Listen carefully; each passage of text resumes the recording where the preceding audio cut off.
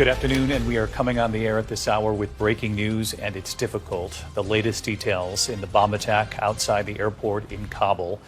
We have just learned from the Pentagon, this is their statement, we can confirm that a number of U.S. service members were killed at the Kabul airport. A number of others are being treated for wounds. A number of Afghans fell victim to this heinous attack. You're looking at the very difficult pictures coming in from the scene, and we warn you, many of these images are graphic. A suspected suicide bomber detonating near the Abbey Gate at the airport. That's one of the main entrances of the airport. Again, the Pentagon just moments ago reporting a number of U.S. service members were killed at the Kabul airport. That area, of course, packed with Afghan people desperate to get out of the country. The Pentagon calling this a complex attack just 5 days before the U.S. deadline to withdraw from Afghanistan. Kabul Emergency Hospital at this hour telling ABC News it has received about 60 wounded people so far. There was a second explosion. That additional explosion happened near the Baron Hotel not far from the airport. The U.S. has been warning of a potential attack like this for several days now. They were concerned about ISIS-K, an ISIS affiliate there in Afghanistan, a sworn enemy of the Taliban as well.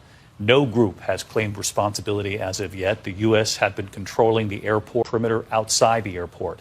President Biden, for much of this day, in the Situation Room at the White House, was that August 31st deadline. Amid growing pressure from some leaders around the world, some of our allies, to extend that deadline, the president has maintained the longer the U.S. remains in Kabul, the greater the risk. We have seen that risk play out in real time. I want to bring in our senior foreign correspondent, Ian Pannell. And again, Ian, for viewers just joining us as we're on the air at this hour, the very difficult headline from the Pentagon moments ago. We can confirm the Pentagon saying a number of U.S. service members were killed at the Kabul airport. And Ian, you've been reporting from the ground in Kabul, not only during this administration, but the prior administration, that they would prevent that country from being any kind of haven for terror. And we have already witnessed terror unfolding in these last 24 hours. Ian, I want to ask you one more question. And if we could go back to the map showing this location, because as you just explained to our viewers, you were actually right there outside the gate in this area reporting from the ground. Give us an idea of how close that gate actually is to the Baron Hotel, the scene of that second attack. This is a fairly close proximity, is it not? Yes, that's right. So there is a huge sort of 20-foot high metal gate there, but they were going beyond that gate, and then there is a chain link fence, and there was a little cutting in it, and people were going through that cutting right down onto where the Suez Canal is. So there's a towpath on one side, which is the American base side. They have the Suez Canal, and the other side is where most people were gathered. That's where it looks like the bomb blast took place. But everyone is so confined in a small area. And as I say, we saw soldiers, Marines constantly going out on this tiny path. I mean, we had to wait just to go through the small cutting to allow people out and people in, refugees, soldiers, Marines. And that's why, if an incident took place in that confined area, it would be so devastating. Other gates are much quieter, but Abbey Gate was the one where the Americans were. The gate near the Baron was one where British paratroopers were based.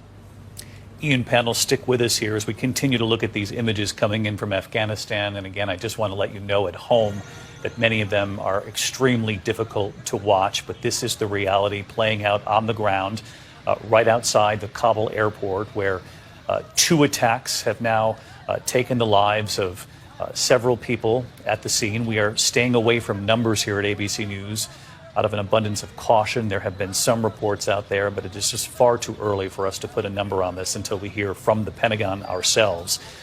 What we can report at this hour is what I said right off the top, that a number of U.S. service members were killed at the Kabul airport. A number of others are being treated for wounds.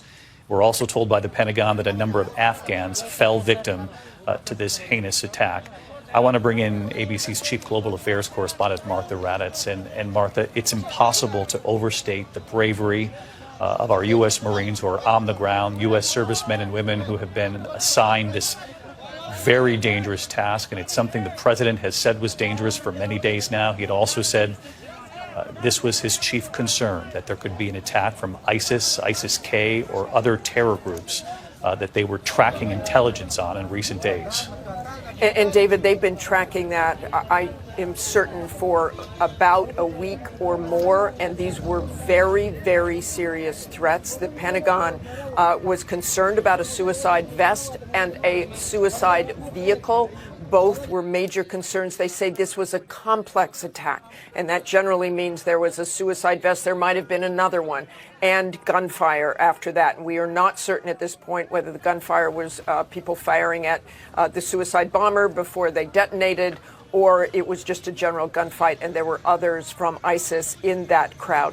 But as you said, David, 6,000 U.S. forces are there, Army, Marine Corps, are all there trying to help American citizens and Afghan allies get out of Afghanistan, get out of Kabul. We've seen those very heartwarming videos of Marines and soldiers talking to families, holding up children, passing children over razor wire and taking care of them, smiles on their faces, giving water to young Afghan boys and girls. It is a tragic situation. It is one that, as late as this morning, about 2 hours before this bomb blast, the State Department, the ambassador was saying there is an imminent attack. There is an imminent attack. They warned people, get away from the airport last night. They were tracking this intelligence, not able to stop it, but surely those alerts saved some lives anyway, David. And Martha, this is an impossible question to answer, but it is the obvious question at this point. How does this administration continue this mission